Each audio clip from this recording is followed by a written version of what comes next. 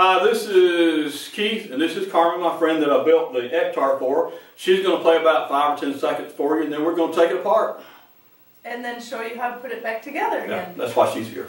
Go ahead and play for a second. A couple notes. Yeah, a couple notes. Yeah, this is really cool.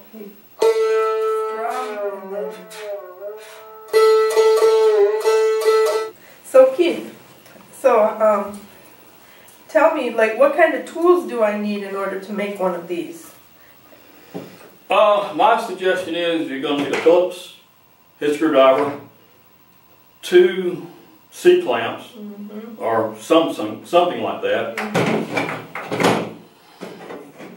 a straight edge, which is a square, a drill, and a bit, which I'll show that in a minute. And that's about all the tools you need. So what kind of material, what are the materials? I mean, this looks like a coffee can to me, but you had some other items, and what are they, and where'd you get them, or are they easy to get? Okay, yes, this is a coffee can. We drink lots of coffee. This is 3/4 flat stock from your box store, which is 48 inches long when it's one piece, 3/4 of an inch wide this way. And that's that. You're going to need about 8. Let me get one of these. You're going to need 8 panhead. Well, anyway, 8 panhead bolts. You just tell them you want 8 panhead bolts, about 1/2 inch long.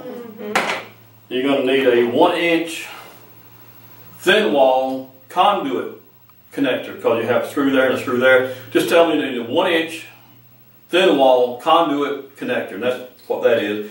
You're going to need a guitar tuning head, so you can tune it. You need that. You need a G-string. You can't see it, but it's there. A G-string, and you'll need some type of washer to drill a hole and put your string through.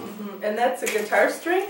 That is a G electric guitar string. Electric guitar. Okay. That measures .14. No, I think it measures. It's about 15 to 16 thousandths, but it's a G electric guitar string. Okay. Now, where'd you get this little bead? It's awfully cute. That comes on it. Oh, this comes on the guitar string. Oh, that's cool. Okay, good to know. The pick, if you can see the pick, is made out of a blue plate mayonnaise jar lid, and that's it. That's all.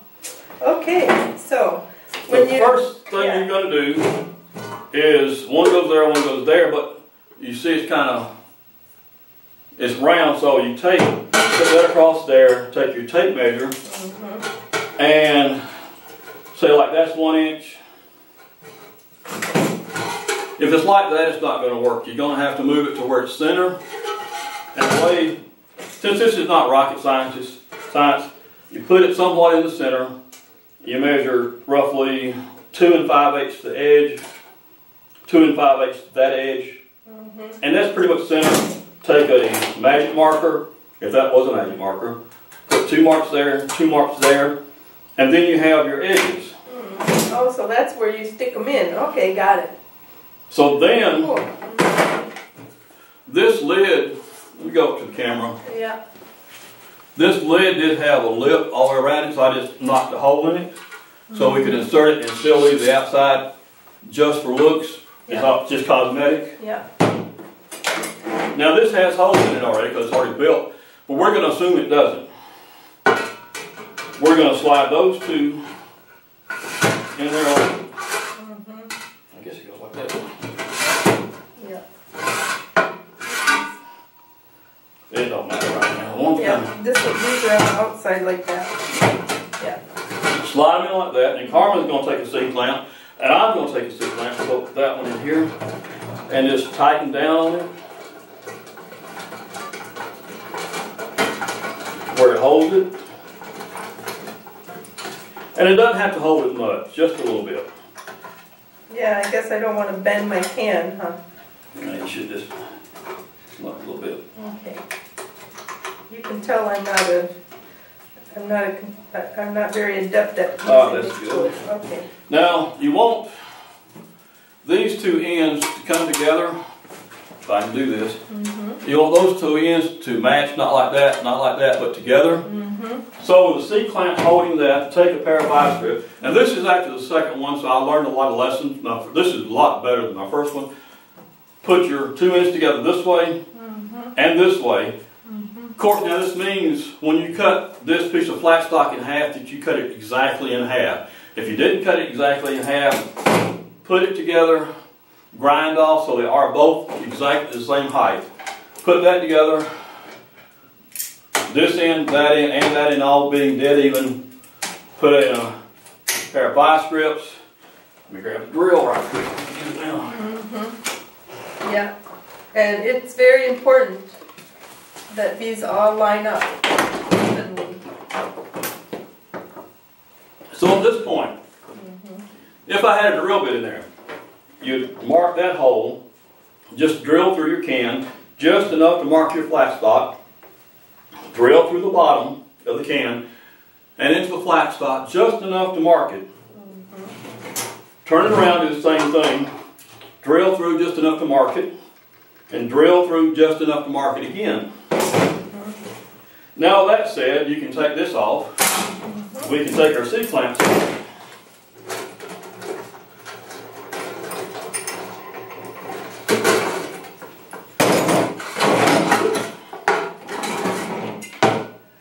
Now at this point, because these are the same height, and we do have these marked, we're going to drill these 4 holes, then we're going to put them back together where everything butts up evenly. And whether you have C-clamps, a vise, whatever you have, clamp those together to where everything looks like one piece and it's dead even all the way around. At this point, you're going to take your thin wall 1-inch conduit connector, you're going to lay it up here, and you're going to, and at that, I like to leave it down just a little bit so that the metal is not over it from here to here. So you're going to, you got to put the camera up. Yeah, that's a good close up on that because that's hard to. Am I in the camera? Yeah, well, your hands in pieces, oh, okay. I guess. All right, so you don't want it like that. You want something like that. Yeah. So at that point, you're going to put a mark here and a mark there, and you're going to drill both of them at the same time, just to make life easier. Now after you drill these two, then you should be able to clamp that up here again. You should be able to clamp one on there with your marks where just kind of dead even, kind of half center, just slightly below. Mark it on that side, mark it on the other side, same way, and then go ahead and drill your 4 holes in your 1-inch thin wall conduit connector. You didn't know what that was, did you? No, I didn't. Now I do. And I'm assuming you get this out of the electrical supply. That is electrical, yes. Okay, so that's in the electrical aisle of your local hardware store. Alright, now what we're going to do is we're going to use all your safety goggles, safety equipment. Don't